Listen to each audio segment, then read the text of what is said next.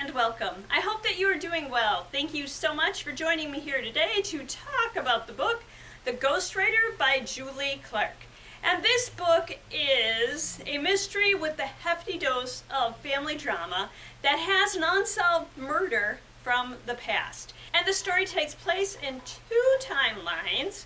The story is told in the present and from the perspective of two siblings in 1975, so 50 years before the story takes place.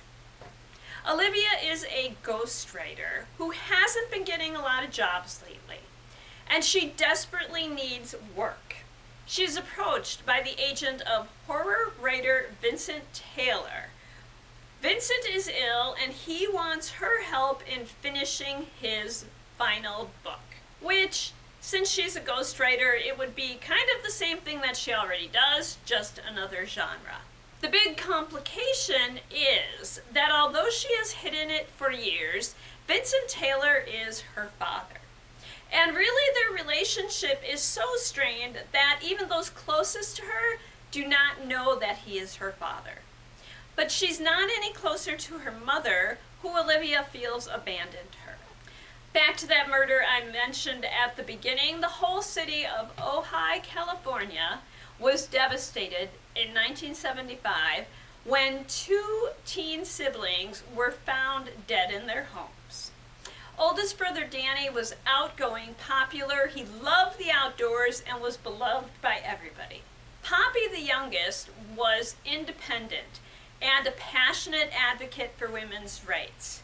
She was gifted with a Super 8 camera and carried it with her everywhere, filming whenever she was inspired and uncovering deeper truths. Their death was devastating for the entire community. Their friends and many community members 50 years later are still mourning their loss and angry that the perpetrator got away with it. And really, they all know who did it. It was the middle child, their brother Vincent. He was a loner who was jealous of Danny. His alibi was that he was with a teacher and his then girlfriend Lydia, who was his future wife and Olivia's mother. Because yes, that Vincent is the very same Vincent as Olivia's father. As a child, Olivia didn't realize that most of the community considered her father a murderer, until when she was 10 years old and a classmate said to her, "I know what your dad did." And although Olivia does not want to see her father or spend time with him, she agrees to help him write his book. After all, she needs the money. But there are some surprises in store for her. Vincent is not writing another horror novel. He is writing a memoir, which will finally reveal what happened that evening, something he has refused to talk about until now. But he's put restrictions on her too, which will affect the accuracy of their book. In this book, we get the perspective of Olivia in 2025 and the dual perspectives of Vincent and his sister Poppy from 1975. And like always, I don't want to give too much away, so I'm going to stop with the story right there. What will you like about this book? The book incorporates family dynamics into its narrative, and this family has issues. Whether it's sibling rivalry or something far darker, one thing is certain: nobody knows what to do about it. And while it's obvious in the present that Olivia and Vincent aren't connecting, you can tell that they really do care about one another. The dual timelines are engaging. I loved reading the past from Poppy's perspective, and from Vincent's perspective also. And their perspectives do not always agree. If you love books with unreliable narrators, you're going to like this one. Vincent isn't reliable as the storyteller of what happened, but is it because of his desire to deceive and possibly his guilt? Or has his illness affected his reliability?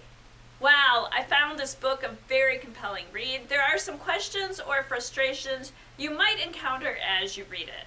Olivia keeps putting off talking to her mother about the events that occurred. It's obvious that her mother must know something. Olivia actually delays on a few things she should be doing throughout the story, including coming clean with her boyfriend about where she is and who her father is.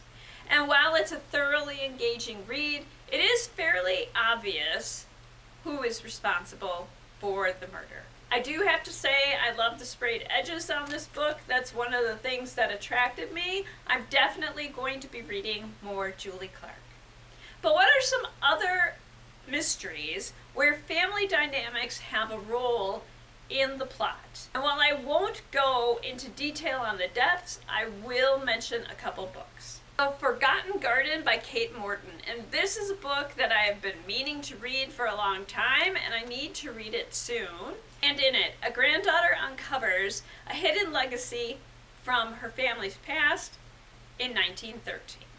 Home Before Dark by Riley Sager, a haunted house thriller in which Maggie Holt inherits Bainbury Hall, a Victorian mansion that her family fled from 25 years before after a series of horrors befell them, especially young Maggie, an experience which her father documented in the book House of Horrors.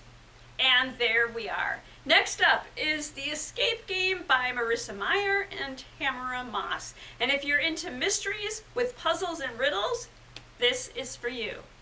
I hope to see you then, and until then, I hope that you enjoy all that you do and all that you read. And thank you.